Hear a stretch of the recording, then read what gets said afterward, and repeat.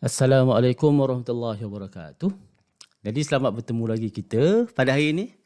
Untuk hari ini saya nak cerita tentang satu keadaan yang agak susah untuk kita baca sebenarnya. Adalah, tidaklah semua, tapi ada di kalangan kita yang agak susah nak baca tempat tersebut. Okey, tempat dia macam ni. Ni, bila kita baca Quran kan, kita jumpa macam ni. Kita jumpa yang macam ni. Ataupun kita jumpa yang macam ni. Nampak? Jadi tempat-tempat itu antara contoh yang kita nak bincangkan macam mana cara kita nak baca apabila huruf tu dia tak ada baris. Okey, jom.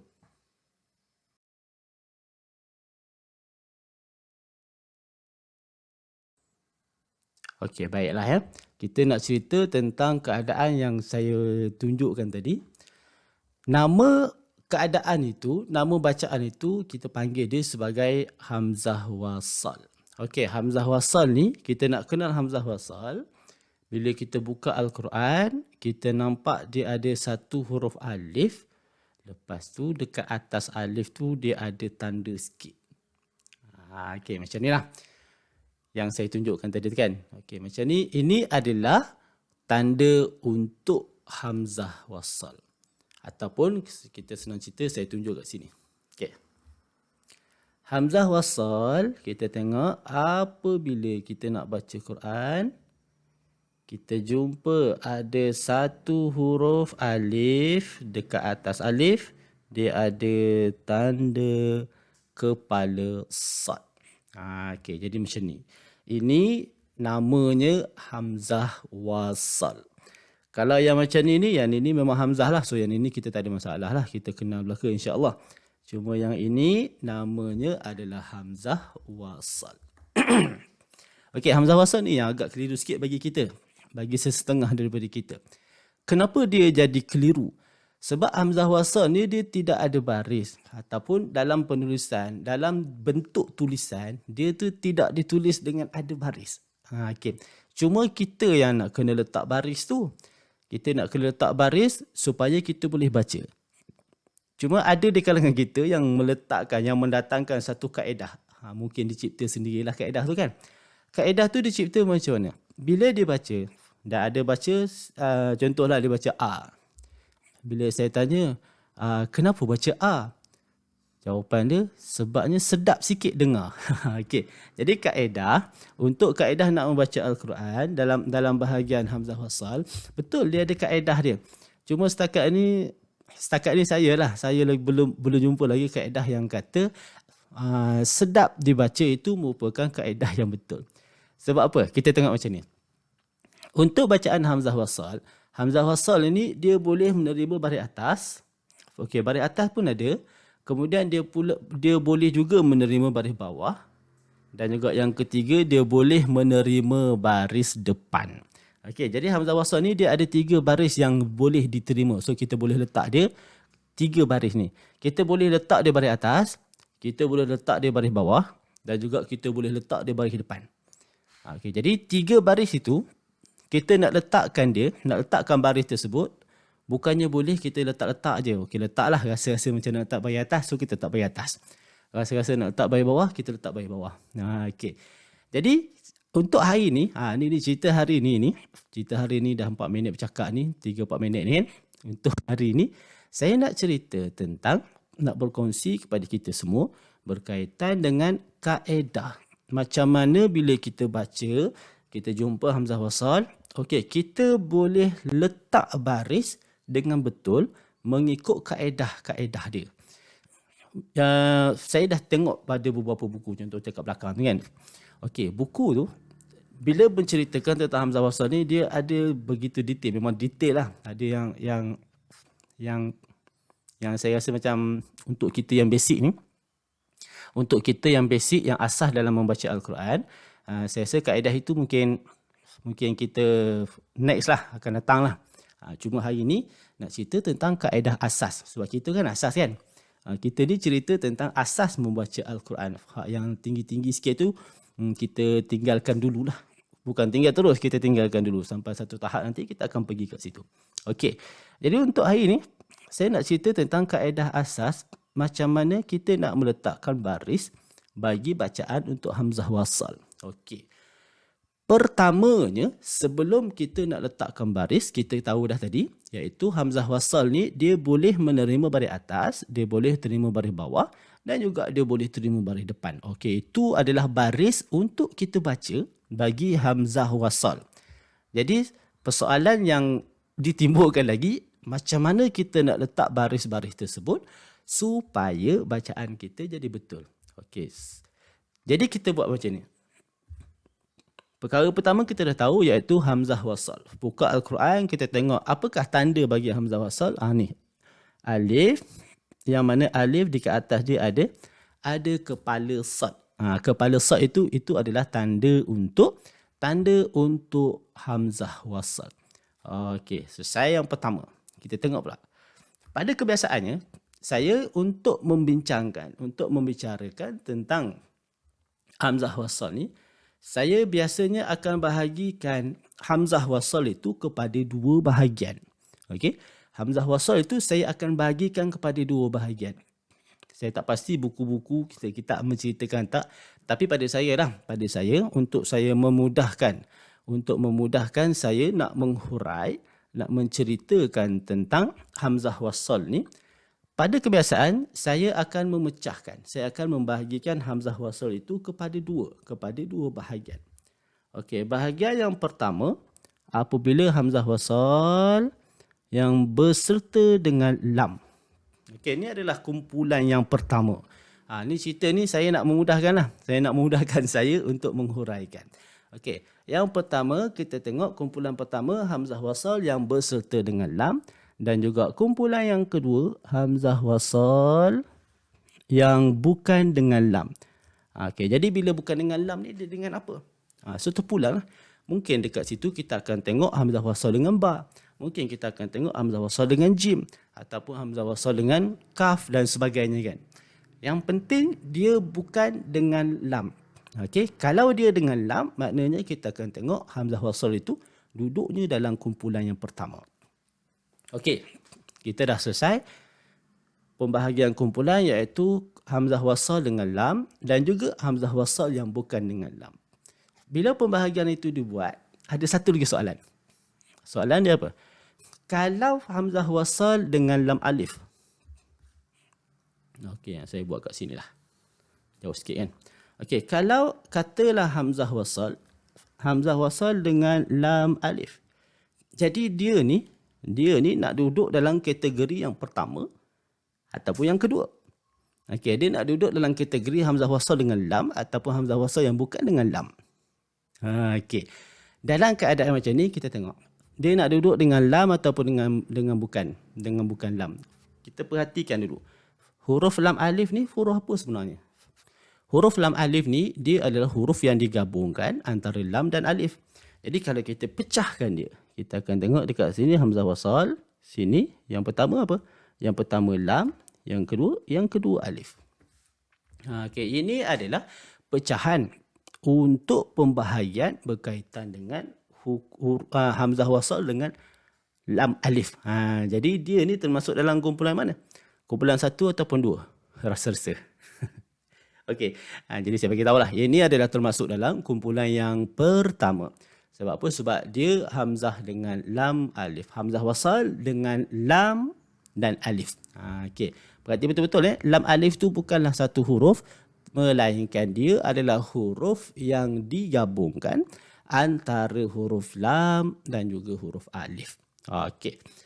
Jadi kita dah selesai perbincangan berkaitan dengan hamzah wasal kumpulan pertama dan juga kumpulan yang kedua. Bagi saya penting untuk memudahkan cerita dan juga memudahkan memahami. Okey. Kita tengok tadi hamzah wasal, kita dah tahu tanda. Kemudian kita dah tengok pembahagian kumpulan, iaitu kumpulan hamzah wasal satu dengan lam, satu lagi yang bukan dengan lam. Kalau lam alif termasuk dalam hamzah wasal yang berserta dengan lam. Okey. Bila kita dah bahagikan kumpulan, maka mudah bagi kita untuk terus masuk kepada kaedah. Kaedah dia macam ini. Okey. Kaedah dia macam ni. Dia macam ni ya. Okey. Bagi kaedah yang pertama, iaitu hamzah wasal yang dengan lam. Okey, hamzah wasal yang dengan lam. Sebelum tu saya buat macam ni dulu lah. Okey. Hamzah wasal ni boleh menerima baris atas. Okey, boleh menerima baris bawah dan juga boleh menerima baris depan. Okey, ni dia. Jadi kita tengok kat sini. Apabila hamzah wasal, jap. Okey, apabila hamzah wasal ditulis berserta dengan lam, maka yang ni kita dah tak payah nak fikir panjang. Kita letakkan terus hamzah wasal tersebut dengan baris atas. Macam tu. Nampak ya? Bila hamzah wasal duduk dengan lam, maka kita akan terus letakkan hamzah wasal itu dengan baris atas. Dah tak payah nak fikir dah. Tak payah nak fikir dekat mana nak letak baris, pembahagian dan sebagainya. Okey, contoh apa? Contoh Al-Quran. Okey. Al-Quran ni ditulis macam ni. Al-Quran. Okey, dan sini hamzah wasal. Sini lam mati Quran. Okey. Bila hamzah wasal itu ditulis dengan lam, so kita dah tak payah nak fikir dah. Letak je terus baris atas. Okey. Maka baris yang pertama dah selesai. Yang ni selesai. Bila kita nak letak baris atas? Apabila hamzah wasal itu berserta dengan lam. Ditulis je buka Quran, baca Quran, tengok hamzah wasal ada lam. Terus baris atas. Al-Malaikah. Al-Quran. Tapi dia kena ingat satu perkara. Apa dia? Perkara dia macam ni. Hamzah wasal yang meletakkan baris tu, yang nak baca baris atas, baris bawah, baris depan tu, apabila kita nak memulakan bacaan dekat hamzah wasal tu. Okay, kita nak mulakan bacaan dekat hamzah wasal tu, barulah perlu bagi kita ni untuk meletakkan baris. Tapi kalau kita tak nak mulakan dekat situ, kita nak sambung, maka tak perlu bagi kita untuk meletakkan baris. Contoh kan, saya nak baca surah Al-Fatihah. Bismillahirrahmanirrahim. Alhamdulillah.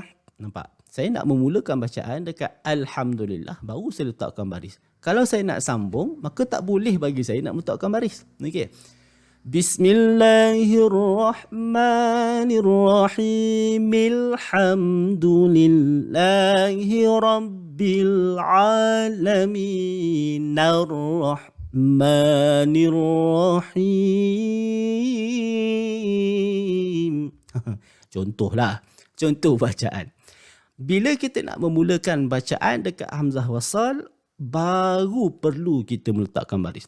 Kalau kita nak sambung bacaan, tak boleh meletakkan baris. Okey, kita tak boleh nak meletakkan baris pada hamzah wasal tu. Jadi cara bacaan dia adalah dengan kita sambung.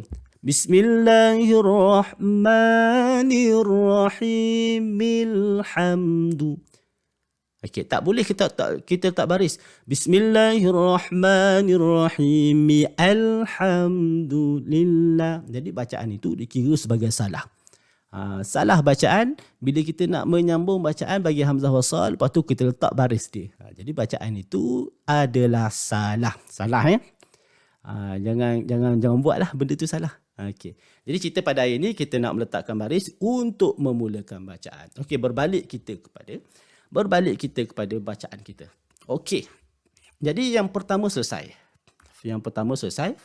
Kita tengok pula pada hamzah wasal yang bukan dengan lam. Okey. Jadi dalam kumpulan yang kedua ni yang saya tengok ada teknik itu dah agak betul tapi salah pula. Salah tu macam mana? Dia macam ni. Bila ada yang hamzah wasal yang bukan dengan lam ni, maka saya pernah tanya kepada peserta-peserta mengaji, sebab kita biasa buat kelas mengaji kan. Biasa buat program mengaji ke hulu ke hilir, masjid dan sebagainya. Jadi bila berjumpa dengan ramai orang, jadi kita akan jumpa banyak jenis bacaan. Antaranya saya jumpa. Bila dia baca, contoh dia baca aslauha. Kan? Aslauha. Bila dia tanya aslauha, kenapa kena baca aslauha? Jadi jawapan dia, kerana mengikut huruf yang ketiga. Okay, mengikut huruf yang ketiga. Pada saya, dan mungkin ini yang diguna pakai, kita bukan kena ikut huruf yang ketiga. Kita kena tengok huruf yang ketiga. Kita kena tengok mana baris huruf yang ketiga. Bukannya kita kena ikut baris huruf yang ketiga. Sebab kalau kita ikut baris huruf yang ketiga, maka ada tempat-tempat yang kita akan baca dengan salah. Dan memang betul pun, ada tempat-tempat yang peserta yang saya jumpa bila mengaji, dia baca dengan salah. Kerana apa? Kerana teknik. Teknik yang dia gunakan, teknik yang dia pakai adalah mengikut huruf yang ketiga. Meletakkan baris pada hamzah wasal mengikut baris huruf yang ketiga. Okay, itu salah sikit. Okay. Jadi apa yang kita nak perlu buat? Yang perlu kita buat adalah kita kena tengok mana baris huruf yang ketiga untuk kita meletakkan baris pada hamzah wasal. Bukan kena ikut mana baris huruf yang ketiga. Kita kena tengok dan ini kaedah dia. Okey. Kita sama-sama ya. Ini penting ni. Takut nanti kan tersalah lagi. Apabila, nampak ni. Apabila hamzah wasal yang bukan dengan lam. So hamzah wasal yang bukan dengan lam ni terpulang lah. Sama ada dia dengan ba ke jim, ya, dal, apalah, tak kisahlah apa-apa pun. Asalkan selepas dia bukan huruf lam. Huruf selain lam. Jadi bila bacaan macam ni, bila huruf yang bukan dengan lam, cara dia macam mana? Cara dia adalah dengan kita melihat manakah baris huruf yang ketiga. Ini penting. Okey, itu yang pertama. Kemudiannya pula, kita nak mengira huruf yang ketiga tu nak mula daripada mana? Kiraan huruf yang ketiga tu mestilah bermula daripada hamzah wasal itu sendiri. Jadi hamzah wasal pertama, huruf yang kedua selepas hamzah wasal dan juga huruf yang ketiga. Okey, ini yang kita nak kena tengok ni. Baris ni yang kita nak kena tengok mana baris dia. Okey. Andai kata baca-baca, jumpa hamzah wasal ni barisnya di depan. So baris depan lah, baris dhammah kan. Bila baris depan, maka hamzah wasal kita akan baca dia dengan bacaan baris depan. Nampak? So selesai. Bila huruf yang ketiga berbaris di depan, maka kita akan baca hamzah wasal dengan baris depan. Contoh kat sini. Bagilah contoh kan. Ni contoh dia. Contoh sini lah. Hamzah wasal. Ni salah ya. Hamzah wasal.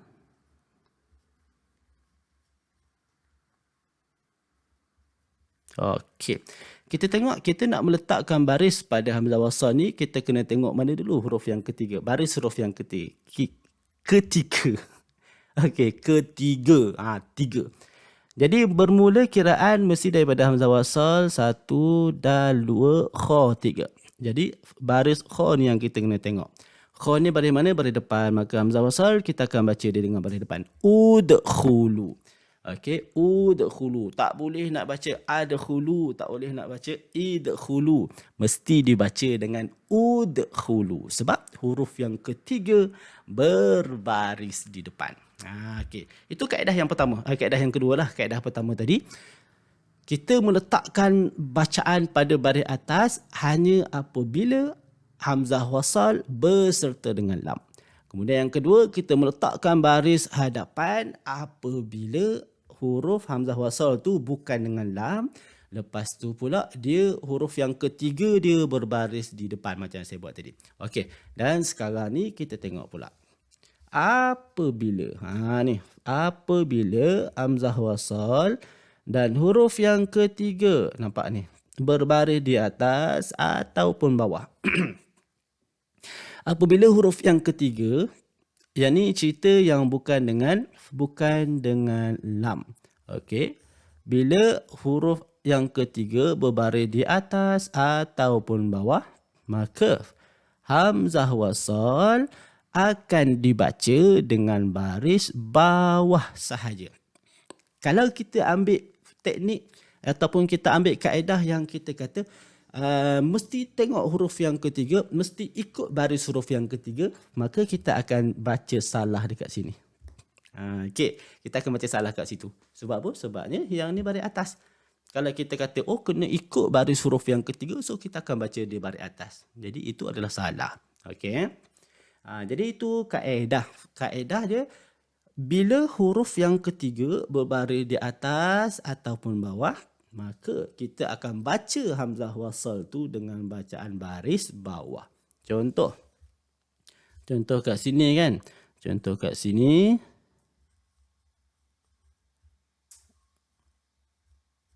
Okey. Kita pun kira 1, 2, 3. Huruf yang ketiganya adalah huruf jim. Jadi huruf jim berbaris di bawah. Maka kita letakkan hamzah wasal ni baris bawah.